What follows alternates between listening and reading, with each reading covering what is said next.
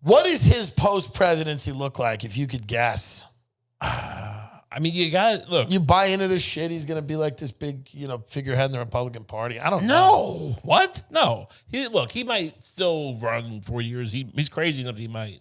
But either way, he's either going to live in Trump Tower or he might. I don't want to fall for the grift that they're going to actually arrest him and do all this shit. But they might. And he might be smart to get out of here and go to somewhere with, less extradition. I don't think he's going to do that. I don't think Biden wants that. And I also don't think, I don't think they're going to do that. I think he decompresses. Yeah.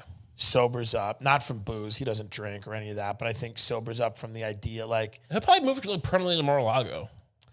I think he'll move permanently to Mar-a-Lago. I think what'll kill him is not going to those rallies. I think those rallies were everything. He never had that before. He never had those rallies. He's it seemed like he was always a grifter and a cult he became a god. Yeah. Yeah, but he never had the in person the crowd. Well, he never became a god. And me and you touched on this years ago. The greatest thing about Trump, I think, or the magic was the implausible becoming the plausible. Right. The idea that he was winning. The idea that he won. The idea that he was the president. It's a fairy tale. Right. It's a fairy tale. It's an American fairy tale, right? Now, when a guy like him is not the president, it's almost like, what are we doing? Right. You seem more and more like a crank, and it's not fun because the crank is no longer the president.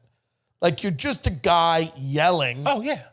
And people are kind of going to be like, how are we going to be invested in this? Because there's, Well, I don't think he does Trump TV.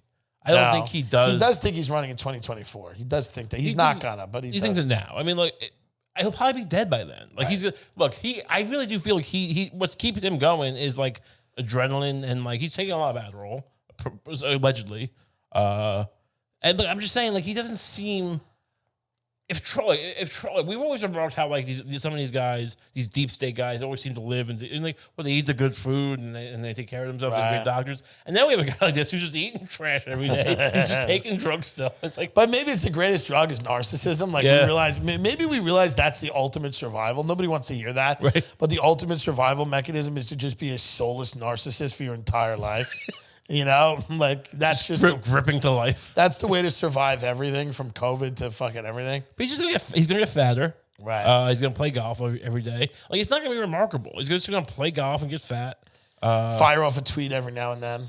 He'll probably tweet all the time. He'll probably be cranked out. Yeah, still. and people are gonna ignore him now. Yeah. It's just gonna be we're gonna remark how we're gonna at one point say, "Wow, we underestimated how much damage he could still do." We'll have to say that at some point. Yeah, maybe. Because he will cause something to happen. Something. Maybe. I don't know. I'm really wondering what's that still from? I don't know. These are my work makes me have them. The butcher shop I work at. Oh yeah. Has me have screensavers on my computer. I just don't know. But Biden and Kamala, man. They're gonna. They're gonna put people in jail. You think? Oh. I don't know what they'll do. I think we're probably getting into a war soon. We might need that. We need that. We're not getting out of this economic thing without a few little skirmishes. But here's the problem. We don't get out of it with war. That's the myth. And it's not, I'm not talking about the Henry Hazlitt broken window fallacy. Yeah. That's a different thing. We've had perpetual war for 60 years now, 75 years. You don't get it doesn't really juke the economy anymore. It worked in World War II because we didn't have all the stuff. Right. We had to build it. Now we keep building. It does juke the economy for certain sectors, right? Sort of. Look, here's the thing. It's kind of getting it backwards. The economy is set up in such a way where you have to fight wars every 10 years or so just to deplete the stock pile so that you can these companies who run the economy can buy new ones. This is what I mean. You got to play. Right, but that's just to keep the status quo. It's reverse. It's reverse. You got to play to pay. It's not pay to play. You got to play to pay. And I think we got to play a little bit so we can pay later. I don't know, but that's just to keep that sector from imploding. That's not even to get it going.